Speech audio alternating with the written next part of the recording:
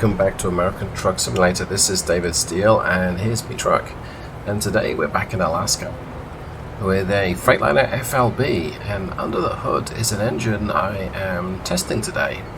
This is a DD13. It's a brand new engine. I've repowered this truck, and there's a little clue as to what this might be, but it's a DD13 with 525 horsepower. It's the new higher rating that the DD13 comes in.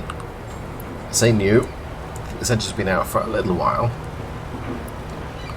and we've paired it up with a DT12 and overdrive transmission with a 285 final drive, which is one of the standard ratios that the transmission comes with in the game. So we've got ourselves a 40,000 pound bulldozer on the back of my low loader. And now we've got to negotiate out of the port. How hard can this be, right? I didn't stop. Probably should. You know, this port reminds me of one of the sites that you can encounter a terrorist site in XCOM. But I'm going to try leaving the port in this direction today. I think this will be a little easier for me. Maybe, maybe not.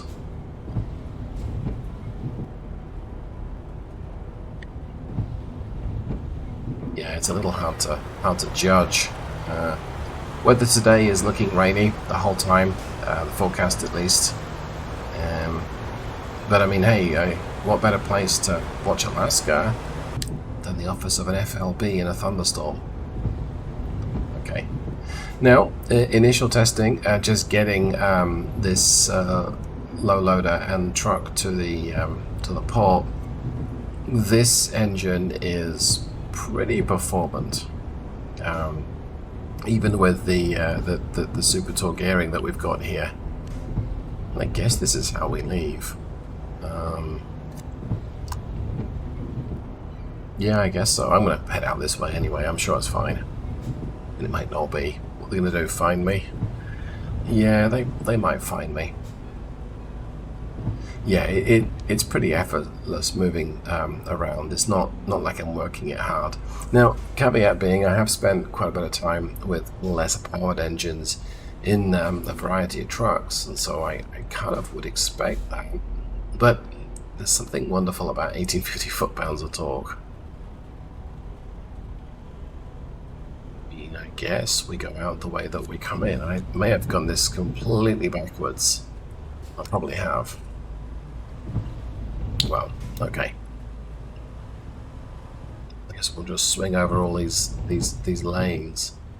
I think I can leave this. Yeah, I'm just going to go ahead and leave this way. It'd be less confusing for everyone if I just go the way I came in, really. Signs, I mean, they've got a sign here, so clearly people are supposed to read it coming this way. Although I'm saying that, I don't know what that says. It's all the things I shouldn't do, and it doesn't look like driving the wrong way is on that list. A couple of words about the truck. So the clue as to this was a bit more power than a standard FLB, well, kind of a bit more power, is the double stock exhausts on the back of the cabin. And now that is it's often for noise reasons, not for power reasons. So it's a bit overkill. Got the contract. Now go. We just basically wanted it today. Yeah, it's a bit of a vocational spec. If we look at the front tire, we've got the steel wides on the front with it's a 385/65 profile tire. So the front looks a little taller than the rear. And if we can see the rear tires, those are Dynamics heavy duty. We can't really see those here, so there's not that much to see. Quick look on the trip. So we've got 131 miles to do. Oh, we've got a little bit of time pressure. So I reckon it's going to take us 2 hours 47 minutes. So we've only got just under 3 hours to actually complete this with. Thank goodness I'm in something a bit more powerful than a DD13 350, which is another engine I've been testing. And that's great. I enjoy the lesser powered trucks, sometimes a lot more than the higher powered trucks. Thank you. Right. Well, I guess let's make like a tree and get out of here. Part of me was tempted to go left. It's a bit shorter in this 30-mile-an-hour limit, but no, I'll turn right. Turn right. This is quite a long trailer. Okay.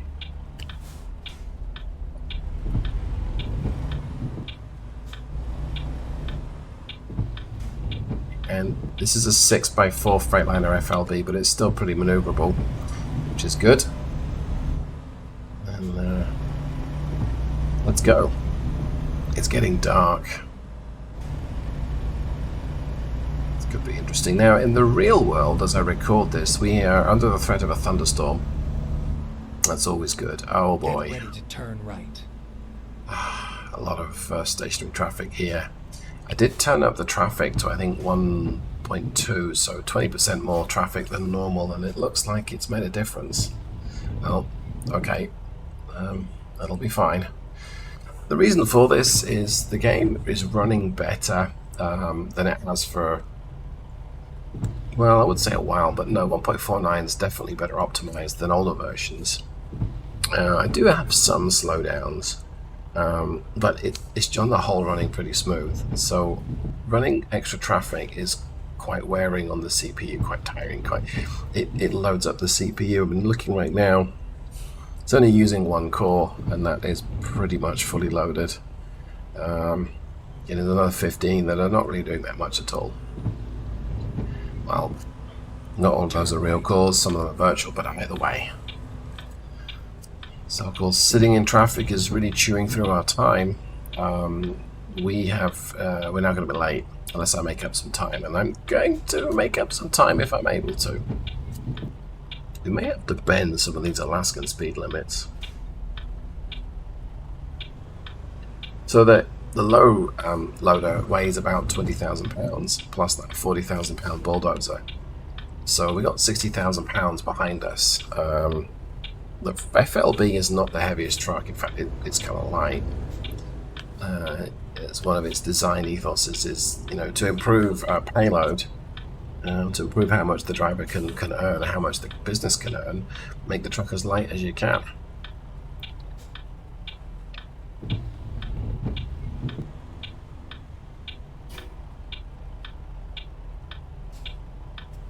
Let's go after this white thing. Is it a Volkswagen? Should have tried to run into it. Oh, I'm sure I'm fine behind me. Okay, a little bit clumsy with my steering there. And this automated box has a pretty decent set of well, no, it's not. It is a very good set of ratios. The engine's going to want a short shift, generally speaking, which is again completely fine. The 525 produces its peak power at 1100 RPM, and in that respect is very similar to the highest powered MX-13. So it's a 13-litre engine. It's got lots of torque from low RPM. I think in this case 900 RPM is pretty effective amount of torque, but obviously 1100 is peak. Yeah, I think I can hear some railroad thunder through the game. It's hard to tell though.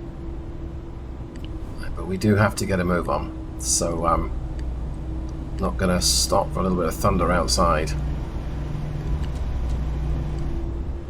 Just be kind of aggressive with the try. Yeah, that's okay. Not that aggressive though. Ooh, yeah. Extra sound today is courtesy of Z-Mods, but we are using a stock Freightliner Cascadia sound effect for the engine. I could use the Z-Mods DD13, 15, 16, but I'm not. Alright, so we're fully loaded in terms of engine load up this hill, and it's only losing a bit of speed. I would say that that's pretty good. And we got close to our peak torque engine speed. So yeah, I think we've got a reasonable chance of making it on time if we bend one or two speed limits. And I know that this hill is a bit of a killer, or can be a bit of a killer with, oh, look at the sunset behind me. Okay, I'm getting distracted. This hill can be a bit of a killer. I would love to switch to an external view, but I will I'm sure, crash it. I don't want to do that.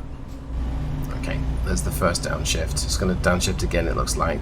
Ooh, a bit jerky with the steering.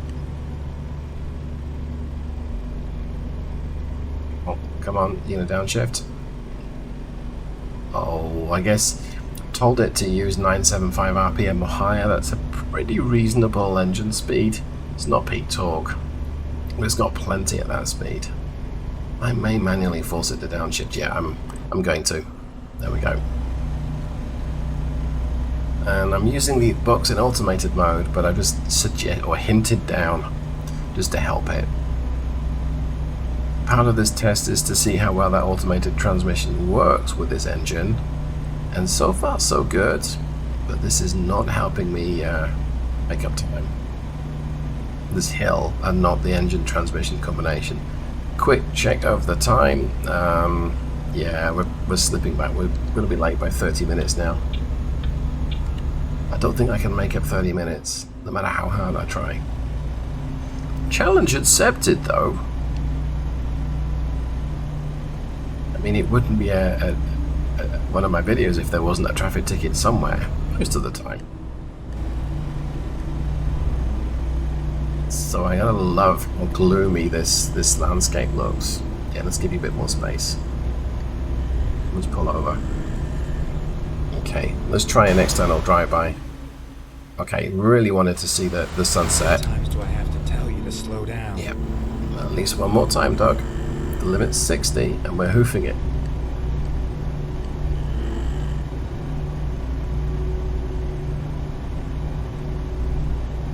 The FLB is probably not the ideal truck to drive aggressively. It's not as stable as a conventional. You see the same thing in ETS2. Okay, lift it off there just to help the understeer a little bit. I mean, I'm doing 70, which I think says something because... no, I'm not. I was doing more than 70. Caution. Now I'm cruising at 80. This can't be right. Make up a little bit of time, and it's most definitely storming outside.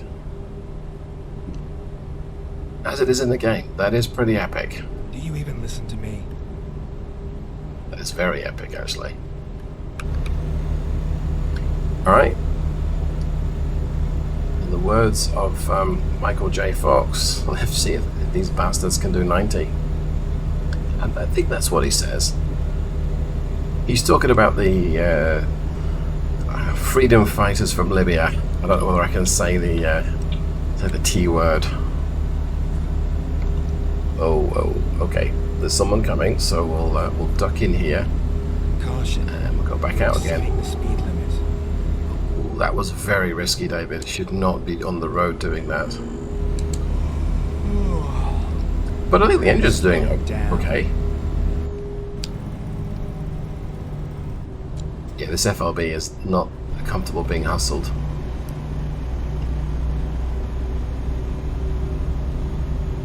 I'm getting a combination of oversteer, I'm getting a combination of understeer, and of course Doug is in my ear, pestering me the whole time. Yes, I know, Doug. We have a timeline. I'm trying to make up time here, kiddo. Give me a break. Okay, let's give it a little wider. You're going to hit something. Bunkering along at 70, so this engine is way more performant than most everything I've driven in the last few days of real-world driving. Yeah, very different. You're exceeding the speed limit. That is implying I may make it.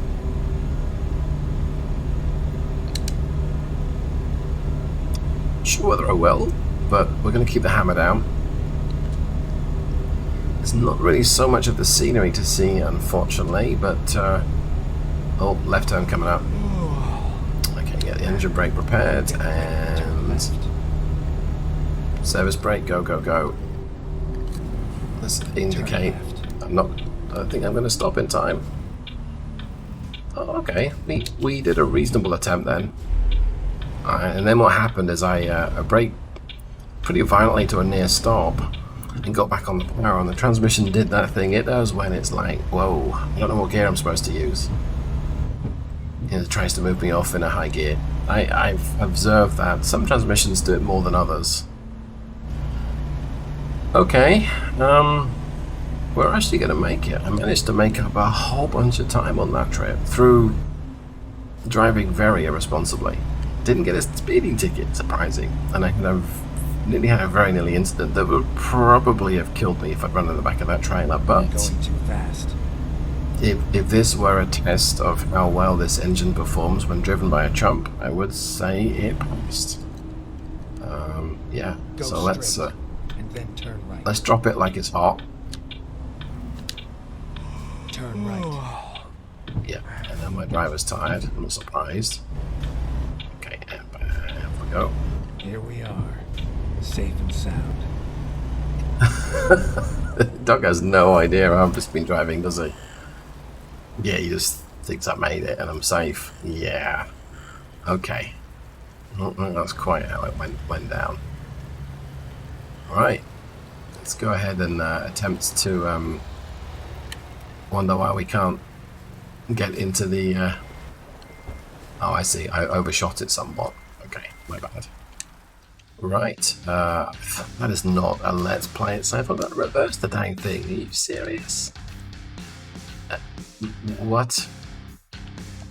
Yeah, no, I'm not doing any of those. That's no, I'm not gonna do it, sorry. And I'm still late. Are you kidding me? I was a minute late.